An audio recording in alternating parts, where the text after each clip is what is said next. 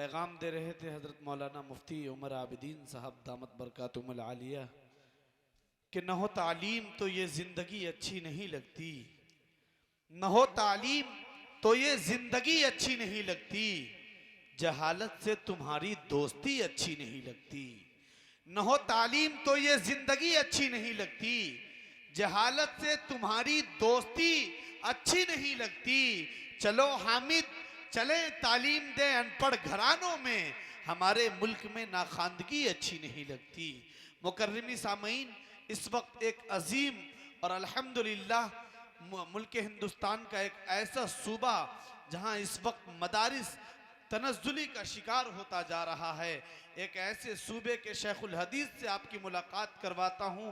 الحمدللہ ثم الحمدللہ صدر باوقار حضرت مولانا فاروق صاحب قاسمی دامت برکاتہم العالیہ کے بہت اچھے رفیقوں میں ہیں۔ حضرت نے تعارف کروایا آنے کے بعد ہم سب کی خوش نصیبی کہ حضرت مولانا مفتی سبی اختر صاحب قاسمی مد ظلہ العالی شیخ الحدیث جامعہ اسلامیہ جلالیہ ہوجائی آسام ہمارے درمیان تشریف فرما ہے۔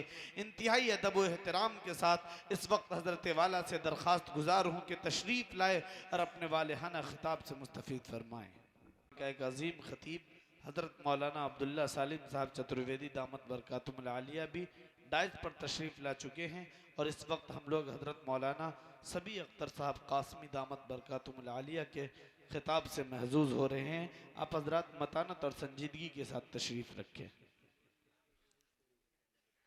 الحمد لله نحمده ونستعينه ونستغفره ونؤمن به ونتوكل عليه ونعوذ بالله من شرور أنفسنا ومن سيئات أعمالنا من يهده الله فلا مضل له ومن يضلله فلا هادي له وأشهد أن لا إله إلا الله وحده لا شريك له وأشهد أن سيدنا ونبينا وإمامنا وسندنا ومولانا محمدا عبده ورسوله صلی اللہ تعالی علیہ وعلى آلہ واصحابہ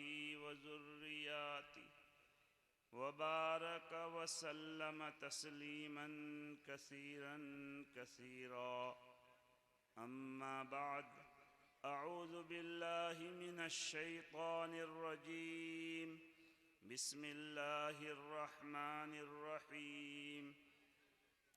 ومن يطع الله والرسول فأولئك مع الذين أنعم الله عليهم من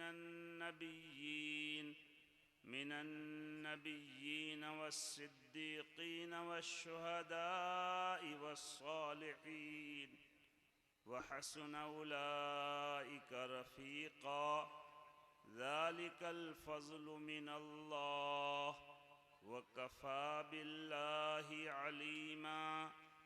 وقال النبي صلى الله عليه وسلم المرء مع من أحب، أو كما قال صلى الله تعالى عليه وسلم۔ معزز و مکرم علماء کرام اور دینی بھائیوں، دوستوں، بزرگوں، پردہ نشی ماؤں اور بہنوں، الحمدللہ کچھ دیر قبل یہاں 159 طلبہ حافظ قرآن بن کر دستار فضیلت حاصل کیے، جس خوش نما منظر کو آپ حضرات نے دیکھا۔ میرے دینی بھائیوں، ہم تھوڑا تصور کریں کہ بیچ میں جو کرونا کا لاک ڈاؤن کا زمانہ گزرا، وہ کیسا زمانہ تھا، کیسا حال تھا۔ ہماری امیدوں میں مایوسی چھا رہی تھی، اللہ تبارک و تعالیٰ کا کتنا بڑا انعام اور فضل ہوا کہ وہ سب حالات ختم ہو گئے اور آج ہم یہاں پر جو ہے بہت بڑی نیک نسبت کے ساتھ مل بیٹھے ہیں، ایک دوسرے سے قریب سٹ کر مل کر بیٹھے ہوئے ہیں، اور ہمیں کوئی خوف و ہراس نہیں ہے، ڈر نہیں ہے۔ یہ اللہ کا بہت بڑا فضل اور انعام ہوا۔ یہاں جو حضرات اتنی دیر رات میں تشریف فرما ہیں، یا تو وہ ان حفاظ کرام اور طلبہ عزیز کے گارجن ہیں، ابا ہیں، ماموں ہیں، چچا ہیں، رشتہ دار ہیں، اور یقیناً کچھ ایسے بھی ہیں جو ان حفاظ کرام کے اور طلبہ عزیز کے گارجن تو نہیں ہیں، رشتہ دار نہیں ہیں، لیکن ان کو مدرسے کے طلباء سے محبت ہے، علماء ربانیین وارثین انبیاء سے ان کو تعلق ہے، وہ مدرسے کے بچوں کو اپنا بچہ سمجھتے ہیں، اس لیے مدرسے کے بچوں کی حوصلہ افزائی کے لیے وہ یہاں پر جمع ہوئے ہیں اور اتنی دیر رات تک بیٹھے ہوئے ہیں۔ یہ یقیناً ان کے لیے سعادت اور بڑی نیک بختی کی بات ہے کہ ان کا تعلق مہمانان رسول سے، وارثین انبیاء سے ہے۔ میرے بھائیو، دوستو، بزرگوں، وہ گارجن، وہ رشتہ دار قابل مبارکباد ہیں جن کے بچے حافظ قرآن بنے، جن کے بچے تعلیم حاصل کر رہے ہیں، چاہے کسی لائن سے تعلیم حاصل کر رہے ہوں، چاہے وہ انگوٹھا چھاپ ہو، لیکن وہ عقل مند ہے، دانشور ہے، سمجھدار ہے، جن کے بچے یا جن کی محنت سے بچے مدرسوں میں، اسکولوں میں تعلیم حاصل کر رہے ہیں، چاہے وہ جاہل ہیں لیکن وہ عقل مند جاہل ہیں، وہ دانشور جاہل ہیں، وہ سمجھدار جاہل ہیں۔ چنانچہ پالن حقانی صاحب نے ایک واقعہ لکھا ہے، گجرات، راجستھان وغیرہ کے علاقے میں ایک قوم ہے، بھڑوار قوم، جو ہے بھیڑ بکریاں اور جو دمبا وغیرہ جن کو جو پالتے ہیں، اور جس طرح ہمارے بہار میں گاش فقیر ایک قوم ہے کہ جو ہے درختوں کے نیچے وہ رہتے ہیں اور پھر وہاں سے منتقل ہو کے دوسرے علاقے میں جاتے ہیں، بھیک مانگتے ہیں، اسی طرح ایک قوم ہے بھیڑ بکریاں چرانے والوں کی۔ اس قوم کا ایک فرد ایک مرتبہ ایک راستے سے گزر رہا تھا، وہیں قریب میں ایک مدرسہ تھا، اس مدرسے میں ان کو پیاس لگی، پانی پینے کے لیے چلا گیا۔ چنانچہ ہینڈ پائپ کا زمانہ تھا، جو مدرسے کے بچے تھے وہ ہینڈ پائپ چلا کر ان کو پانی پلا دیے، اور بڑے خوش اخلاقی سے وہ بچے ان سے ملے۔ بچوں کے اخلاق سے متاثر ہو کر وہ ان بچوں سے معلوم کیا کہ بیٹا تم کہاں کے ہو، یہاں پر کیا پڑھتے ہو، تم کو کیا خرچہ دینا پڑتا ہے؟ ان بچوں نے بتایا کہ ہم فلاں جگہ کے ہیں، یہ پڑھتے ہیں، ہمیں کچھ خرچہ نہیں دینا پڑتا ہے، ہمارے لیے کھانا فری ہے، ہمارے لیے ناشتہ بھی ہم کو دیا جاتا ہے، کپڑا بھی دیا جاتا ہے، صابن تیل بھی دیا جاتا ہے، ہم بیمار ہوتے ہیں ہمارا علاج معالجہ کیا جاتا ہے۔ چنانچہ ان کے اندر ان بچوں کو دیکھ کر شوق پیدا ہوا کہ میں بھی اپنے بچے کو اس مدرسے میں داخل کروں۔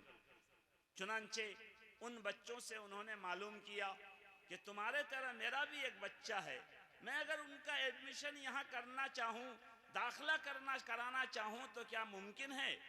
تو ان بچوں نے کہا چلیے ہمارے استاد سے ملاقات کرا دیتے ہیں۔ چنانچہ استاد جی کے پاس لے گئے، ملاقات کرا دیے۔ مدرسے کے ذمہ داروں نے ان سے کہا کہ ٹھیک ہے آپ اپنے بچے کو لائیے، داخل کر دیجئے، ہم پڑھائیں گے، ہم ان کے تمام اخراجات کو برداشت کریں گے، آپ پر کوئی بوجھ نہیں ڈالیں گے، آپ سے کوئی خرچہ، کوئی فیس نہیں لیں گے۔ چنانچہ وہ لا کر اپنے بچے کو مدرسے میں ایڈمیشن کرا دیا، داخلہ کرا دیا۔ وہ بچہ ذہین تھا، پڑھتے پڑھتے وہ اعلیٰ ڈگری حاصل کیا، اور اس زمانے میں وہ ایک بادشاہ کا وزیر اعظم بن گیا۔ خیر، ایک مرتبہ ان کے ابا کی طرف سے خط گیا، ٹیلی گرام اس زمانے میں تیز رفتار خط کے لیے ٹیلی گرام کرتے تھے۔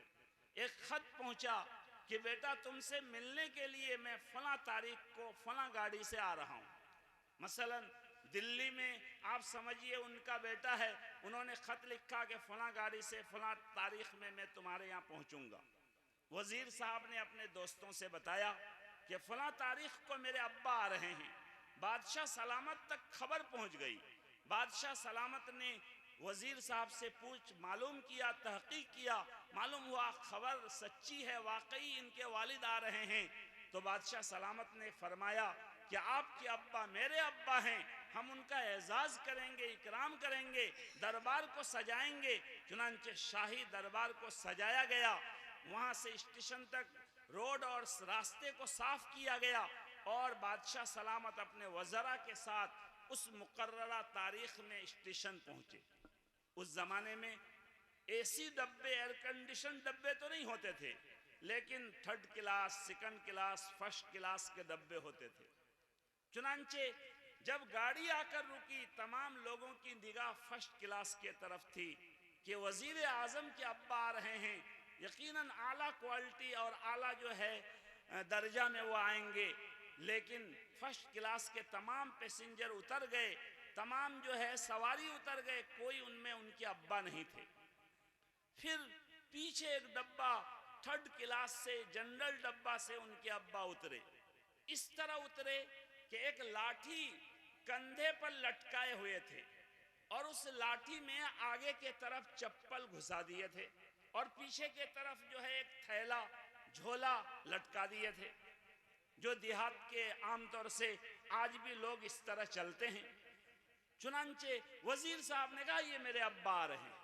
بادشاہ سلامت کی زبان سے غیر اختیاری نکل گیا کہ ارے وزیر صاحب، تمہارے ابا تو بہت بیوقوف معلوم ہوتے ہیں۔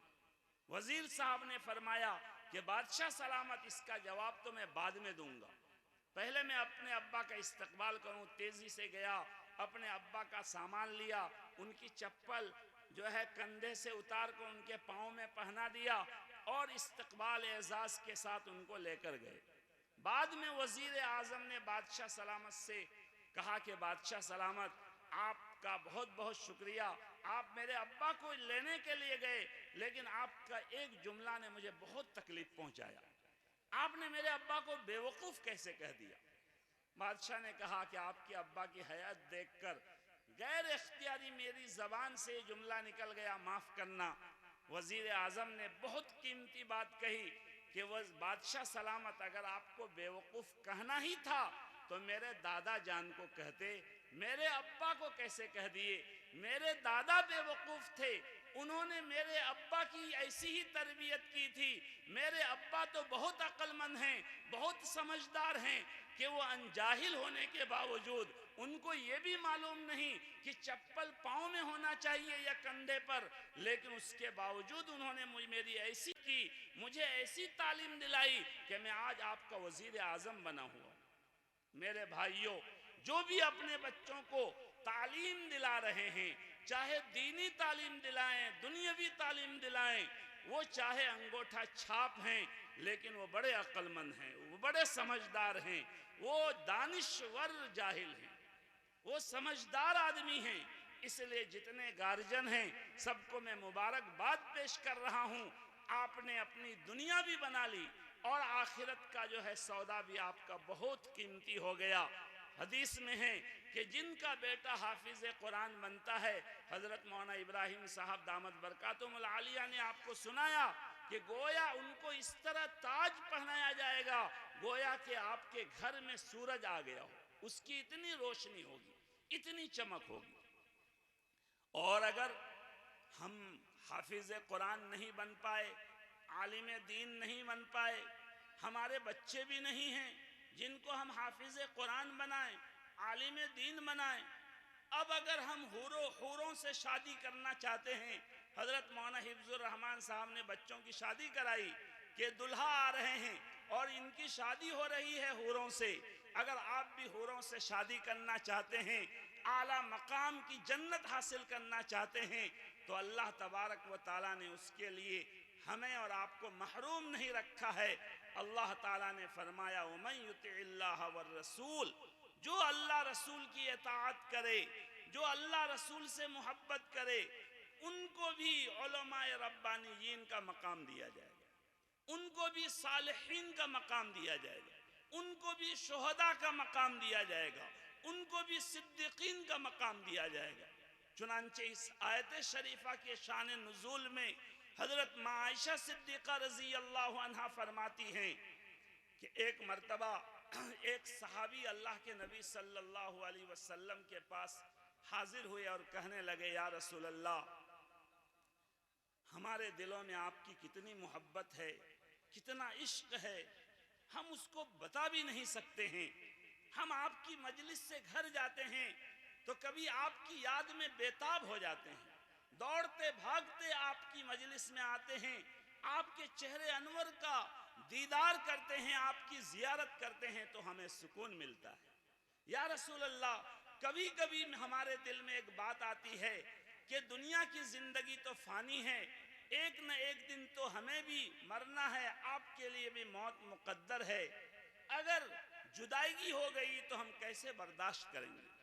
اور وہ صحابی کہنے لگے، یا رسول اللہ، آج رات میں میرے دل میں ایک ایسی بات آ گئی کہ میری نیند اڑ گئی، میں پوری رات بیتابی کے عالم میں گزارا، میرے دل میں یہ بات آئی کہ دنیا کی زندگی تو ایک نہ ایک دن ختم ہو جائے گی، اصل زندگی تو آخرت کی ہے، ہمارا اصل منزل اور اصل ٹھکانہ تو جنت ہے۔ یا رسول اللہ، اگر آپ کی برکت سے ہمیں جنت مل بھی جائے تو ہمیں تو جنت کا کوئی کونا ملے گا، کوئی چھوٹی سی جنت ملے گی، آپ کو تو مقام محمود ملے گا، اعلیٰ ترین جنت آپ کو ملے گی، 5 اسٹار جنت آپ کو ملے گی، ہمیں تو چھوٹی موٹی جنت ملے گی۔ یا رسول اللہ، جنت میں تو ہماری ملاقات آپ سے نہیں ہو پائے گی، ہم آپ کا دیدار نہیں کر پائیں گے، آپ کی زیارت نہیں کر پائیں گے۔ یا رسول اللہ، وہ جنت ہمارے لیے کیسے جنت ہوگی جس جنت میں آپ کی زیارت نہ ہو، آپ کا دیدار نہ ہو، آپ سے ملاقات نہ ہو؟ یہ سوچ کر میں آج رات میں بیتاب ہو گیا، میری نیند اڑ گئی۔ اس عاشق صادق کی یہ باتیں سن کر اللہ کے نبی صلی اللہ علیہ وسلم کی آنکھیں نمناک ہو گئی، آپ خاموش ہو گئے۔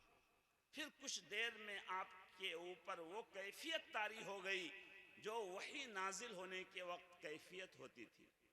قرآن کریم کا جب نزول ہوتا تو اللہ کے نبی صلی اللہ علیہ وسلم کا چہرے انور سرخ ہو جاتا، آپ کی پیشانی سے پسینہ ٹپکنے لگتا اور لگتا کہ کوئی بہت بڑی بوجھ آپ پر لا کر رکھ دی گئی ہو۔ قرآن میں ہے قولاً ثقیلا، یہ قرآن بہت بھاری کلام ہے، جب اس کا نزول اللہ کے نبی پر ہوتا تو اس کے بوجھ سے آپ جو ہے شرابور ہو جاتے پسینہ سے، سخت سردی کے زمانے میں بھی آپ کے پورے بدن سے پسینہ ٹپکنے لگتا، لیکن اللہ کے نبی نے اس کی ثقل اور بوجھ کو، حرارت کو اپنے سینے میں رکھ لیا، اور جب آپ نے اپنی امت کو قرآن سنایا تو اللہ نے کہا وَلَقَدْ يَسَّرْنَا الْقُرْآنَ، قرآن کو ہم نے آسان کر دیا، لِلذِّکْر، اس کا ایک مطلب یاد کرنے کے لیے،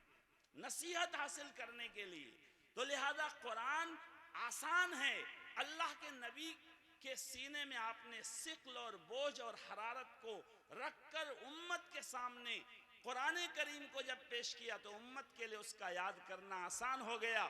ایک مدرسے میں 159 بچے حافظ قرآن بن گئے، پورے ہندوستان، پوری دنیا کے مدرسوں کا حساب لگائیے، بے شمار بے حساب بچے ہر سال حافظ قرآن بن رہے۔ تو خیر، اللہ کے نبی علیہ السلام پر یہ کیفیت طاری ہوئی، تھوڑی دیر میں یہ کیفیت ختم ہوئی تو یہ آیت شریفہ آپ نے پڑھ کر سنائی کہ اگر اللہ رسول کی اطاعت کرو گے تو تمہارا مقام بھی جو ہے رسول اللہ صلی اللہ علیہ وسلم کے ساتھ ہوگا، جنت میں ملاقات ہوگی، جنت میں نبی کے قدموں میں تمہیں بھی جگہ ملے گی۔ چنانچہ ایک صحابی ہیں حضرت کعب ابن ربیعہ اسلمی رضی اللہ عنہ، صلی اللہ علیہ وسلم کے خادم تھے، جو ہے لوٹا بھر دینا، استنجا کے لیے ڈھیلا توڑ کر لانا، مسواک تیار کر کے دینا، یہ سب خدمت، چھوٹی موٹی خدمت کیا کرتے تھے۔ ایک دن تہجد کے وقت اللہ کے نبی ان کی خدمت سے اتنا خوش ہوئے کہ آپ نے فرمایا اسأل یا ابن ربیہ ما تشاء، جو چاہو اے ابن ربیہ مانگو. اس لیے کہ اللہ کے نبی قاسم تھے. حدیث میں ہے انما انا قاسم واللہ یعطی، دینے والی ذات اللہ کی ہے، میں تقسیم کرنے والا ہوں. میرے پاس خزانے نہیں ہیں، خزانوں کا مالک اللہ ہے، لیکن خزانوں کی تقسیم میرے ہاتھ سے ہوگی. تقسیم کرنے والے کو بھی کچھ اختیار ہوتا ہے. اور حدیث میں ہے کہ اس زمین پر اللہ کے بعض ایسے بندے ہیں کہ وہ اگر اللہ پر قسم کھا لیں، اللہ سے ضد کر لیں، تو اللہ اس کی ضد کو ضرور پوری کرتے ہیں. تو اس لیے اللہ کے نبی نے فرمایا جو چاہو مانگو میں تم کو دوں گا، یعنی اللہ سے دلاؤں گا. وہ صحابی تھوڑی دیر خاموش ہوئے، پھر کہنے لگے یا رسول اللہ اسألک مرافقتک فی الجنہ، میں آپ سے جنت میں آپ کی ہم نشینی کا سوال کر رہا ہوں. جنت میں مجھے آپ کی صحبت مل جائے، آپ کے ساتھ رہنا نصیب ہو جائے، یہ میرا سوال ہے، یہ میری درخواست ہے. اللہ کے نبی صلی اللہ علیہ وسلم نے فرمایا یا ابن ربیہ اسأل غیر ذالک، اس کے علاوہ کچھ مانگ لو. خدا کی قسم اس وقت وہ صحابی اگر یہ کہتے کہ یا رسول اللہ احد پہاڑ کو سونا بنا دیجئے، تو اللہ کے نبی سونا بنوا دیتے. اگر یہ کہتے مجھے سلطنت سلیمانی چاہیے، تو اللہ کے نبی دلا دیتے. لیکن انہوں نے کچھ نہیں کہا، کہا مجھے جنت میں آپ کے ساتھ رہنا ہے. اللہ کے نبی علیہ السلام نے جب فرمایا کہ اس کے علاوہ کچھ مانگو، تو وہ کہنے لگا ہی یا رسول اللہ، اے اللہ کے رسول مجھے تو بس یہی چاہیے، کچھ اور نہیں چاہیے. اللہ کے نبی نے فرمایا اِنِّی عَلَىٰ ذَلِكَ بِكَثْرَةِ السُّجُودِ، اگر یہی چاہیے تو میں سفارش کروں گا، مگر اپنے اندر تم بھی کچھ اہلیت پیدا کرو، خوب نمازیں پڑھو، اللہ سے قرب حاصل کرو، تاکہ تمہارے حق میں میری سفارش مقبول ہو. اس لیے کہ سفارش قبول کرانے کے لیے جن کے لیے سفارش کریں گے ان کے اندر بھی کچھ نہ کچھ اہلیت ہونی چاہیے. تو صحابہ کرام کے اندر یہ جذبہ تھا کہ اللہ کے نبی کے ساتھ رہنا ہے. اس لیے میرے بھائیوں، دوستو، بزرگوں، ہمارے دل میں بھی یہ نیک جذبہ ہونا چاہیے کہ ہمیں آخرت میں جنت میں ان علماء ربانیین کے ساتھ رہنا ہے، ان وارثین انبیاء کے ساتھ رہنا ہے، ان مہمانان رسول کے ساتھ رہنا ہے. ان مہمانان رسول کی شادی حور سے ہوگی تو ہماری بھی شادی حور سے ہو. یہ نیک جذبہ ہمارے دل میں ہونا چاہیے. اور یہ بہت آسان ہے. ایک مرتبہ بخاری شریف میں حدیث ہے، ایک دیہاتی صحابی نے اللہ کے نبی سے کہا کہ متی الساعہ یا رسول اللہ، اے اللہ کے رسول قیامت کب آئے گی؟ یہ ایسا سوال تھا جس کا جواب اللہ کے نبی صلی اللہ علیہ وسلم کو بھی معلوم نہیں تھا، اور کسی نبی، کسی فرشتہ، کسی قطب، کسی علامہ، کسی جو ہے ابدال، کسی کو معلوم نہیں کہ قیامت فکس متعین طور پر کس دن، کس تاریخ میں، کس مہینے میں آئے گی. یہ کسی کو معلوم نہیں. اللہ کے نبی علیہ السلام کو بھی یہ معلوم نہیں تھا کہ قیامت یقینی طور پر کس مہینے میں، کس تاریخ میں آئے گی. اس لیے یہ سوال جب اللہ کے نبی سے ہوتا تو آپ کچھ اور جواب دیتے. اس صحابی سے آپ نے فرمایا کہ دیکھو قیامت کا دن تو حساب کا دن ہے، ایگزام کا دن ہے، اس دن حساب لیا جائے گا. حدیث میں 5 سوالات کیے جائیں گے، جب تک بندہ اس کا جواب نہ دے ان کا قدم وہاں سے ہٹ بھی نہیں سکے گا. تو لہذا وہ تو ایگزام کا دن ہے. آپ نے فرمایا ایگزام کی تیاری کیا کیے ہو کہ ایگزام کے ڈیٹ کے بارے میں تم معلوم کر رہے ہو. ما اعددت لہا. وہ صحابی بھی سمجھدار تھے، کہنے لگے کہ یا رسول اللہ ما اعددت لہا من کثیر صلاۃ ولا صیام ولا صدقۃ، بہت نمازیں پڑھ کر، بہت روزے رکھ کر، بہت دان خیرات کر کے تیاری تو نہیں کیا ہوں، لیکن انی احب اللہ ورسولہ، میں اللہ رسول سے محبت کرتا ہوں، یہ میری تیاری ہے. آج بھی بہت سارے لوگ دعویٰ کرتے ہیں کہ چلو ہم گرچہ بے عمل ہیں مگر ہم عاشق رسول ہیں، ہم نبی کے عاشق ہیں، نبی سے محبت کرتے ہیں. یاد رکھیے نبی سے محبت کا دعویٰ اسی وقت سچا سمجھا جائے گا جب نبی کی اطاعت بھی کرے. نبی سے محبت نبی کی چاہت کے مطابق کرنی، اپنی چاہت کے مطابق نبی سے محبت کا اعتبار نہیں. تعصر رسول وانت تظہر حبہ، رسول کی نافرمانی کرتے ہو اور دعویٰ کرتے ہو کہ ہمیں رسول سے محبت ہے، یہ تو عجیب غریب بات ہے. اس لیے اس صحابی نے یہ نہیں کہا کہ میں کچھ نہیں کرتا ہوں، انہوں نے کیا کہا؟ بہت نمازیں نہیں پڑھتا ہوں. وہ تو اپنے اعتبار سے کہے، اس لیے کہ صحابہ کا حال یہ تھا کہ بہت کچھ عبادت کر کے بھی کہتے تھے کہ ما عبدناک حق عبادتک، اے اللہ ہم نے عبادت کا جو حق تھا وہ ادا نہیں کیا. تو اللہ کے نبی علیہ السلام نے ارشاد فرمایا کہ تم اپنے محبوب کے ساتھ رہو گے، اور المرء مع من احب. حضرت انس رضی اللہ عنہ فرماتے ہیں صحابہ کرام کو اس دن جتنی خوشی ہوئی اس سے پہلے کبھی اتنی خوشی نہیں ہوئی.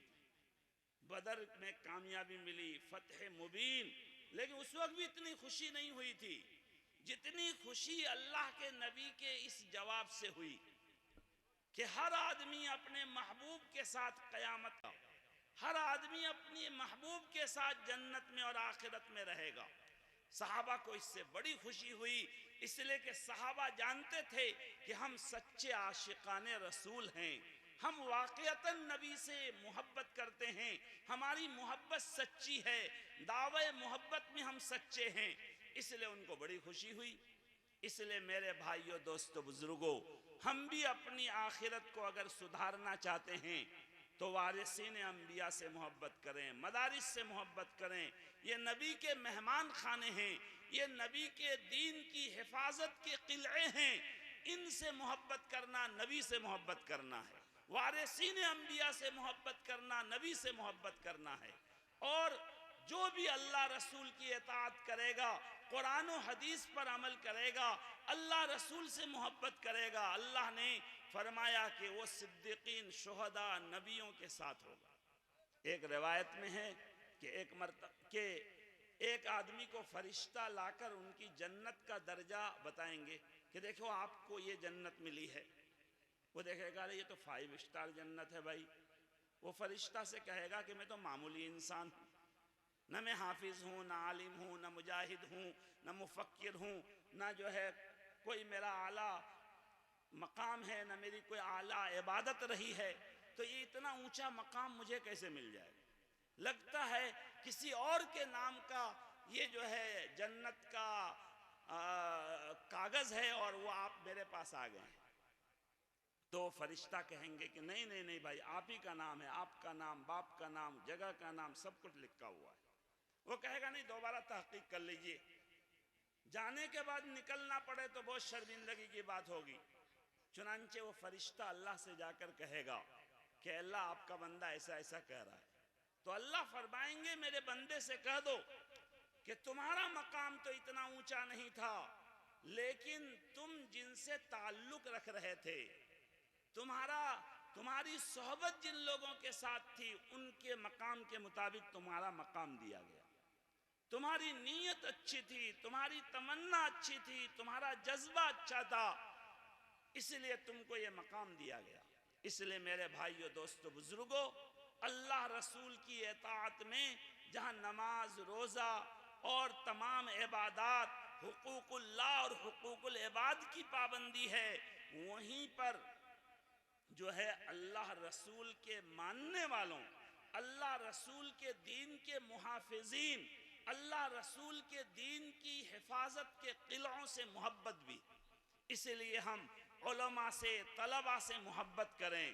ہم جو ہے مدارس سے اپنے آپ کو جوڑے رکھیں، اپنے اپنے علاقے کے علماء ربانیین کے مشورے سے ہر کام کریں. کامل مکمل اللہ کے نبی کی اطاعت کرنے والے بنیں. ہم نماز روزے میں بھی نبی کی اطاعت کریں.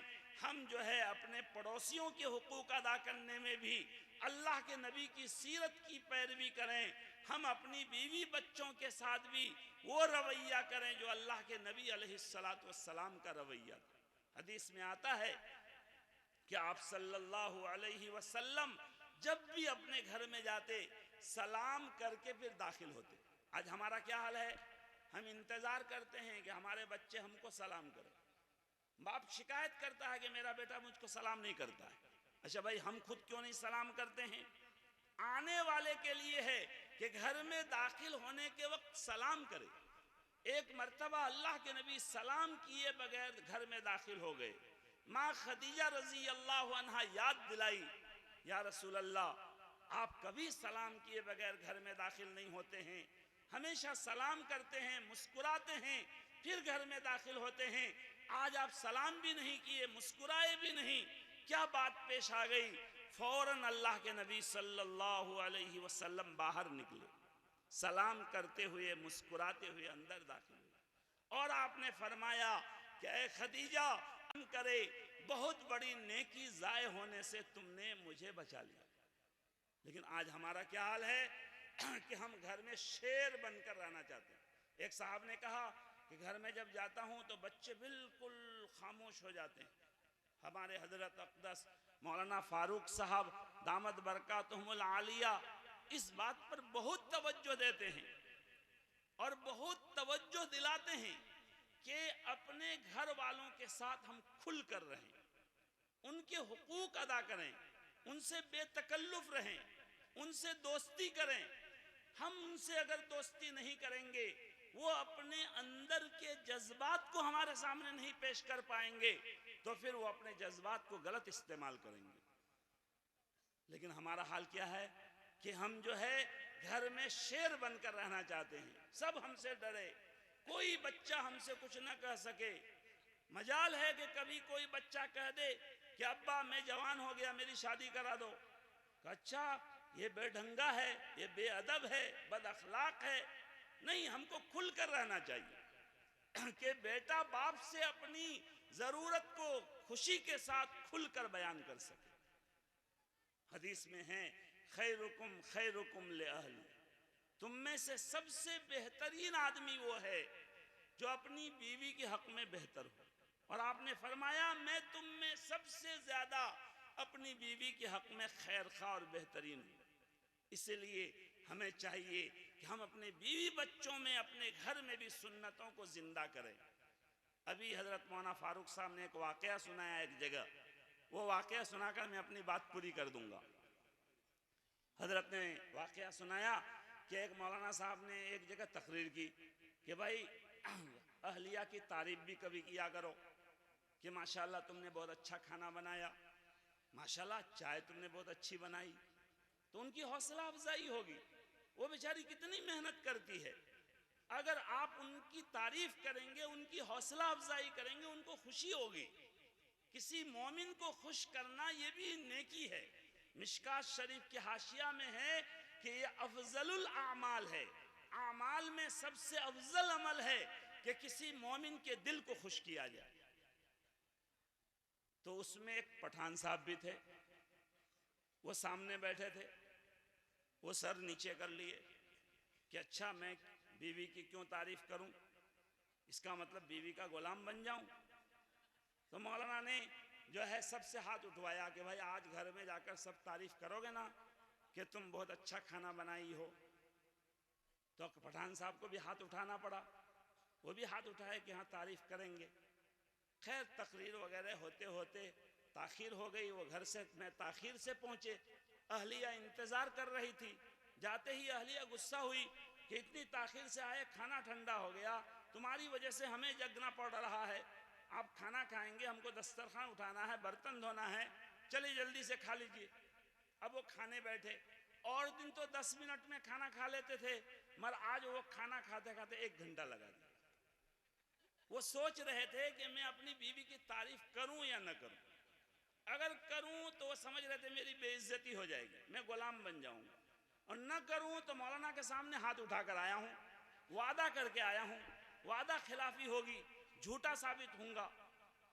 خیر پھر وہ 1 گھنٹہ بعد جو ان کی اہلیہ بار بار تقاضا کی کہ جلدی کھانا کھائیے، آج اتنی تاخیر کر رہے ہیں، تو پٹھان صاحب نے کہا کہ آج بہت اچھا کھانا بنائی ہے. تو ان کی اہلیہ کو بڑا غصہ آیا وہ چپل کھول کر مارنے لگی اور کہنے لگی کہ 17 سال سے کھانا بنا کر کھلا رہی ہوں، اللہ کا بندہ کبھی تعریف نہیں کیا، آج پڑوسی کے گھر کا کھانا آ گیا تو آج جو ہے کہہ رہا ہے کہ جو ہے بہت اچھا کھانا ہے۔ دیکھیے بھائی ہمارا یہ حال ہے، ایسا نہیں، بیوی رفیق حیات ہے، ہم سفر ہے، بیوی پر بھی حقوق ہیں، شوہر پر بھی حقوق ہیں۔ حدیث میں ہے اللہ کے نبی نے فرمایا اگر کسی کے لیے میں سجدے کو جائز قرار دیتا تو بیوی کے لیے حکم کرتا کہ وہ شوہر کے سامنے سجدہ کرے، ان پر بھی حقوق ہیں ہمارے، مگر ہمارے اوپر بھی حقوق ہیں۔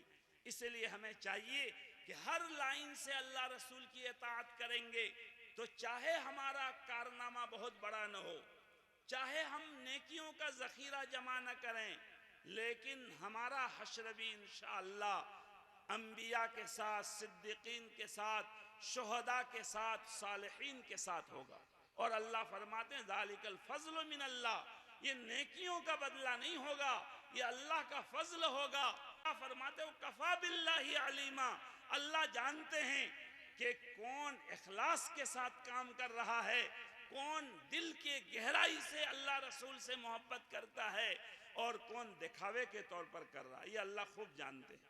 اللہ تعالی ہم سب کو کہنے سننے سے زیادہ عمل کی توفیق عطا فرمائے، اور اس مجلس کو اللہ خیر کا، برکت کا، رحمت کا، پورے علاقے کے لیے ہدایت کا ذریعہ بنائے، اور ہم سب کو یہاں جتنی باتیں کہی گئیں اور کہی جائیں گی ان سب پر عمل کرنے کی اللہ توفیق دے۔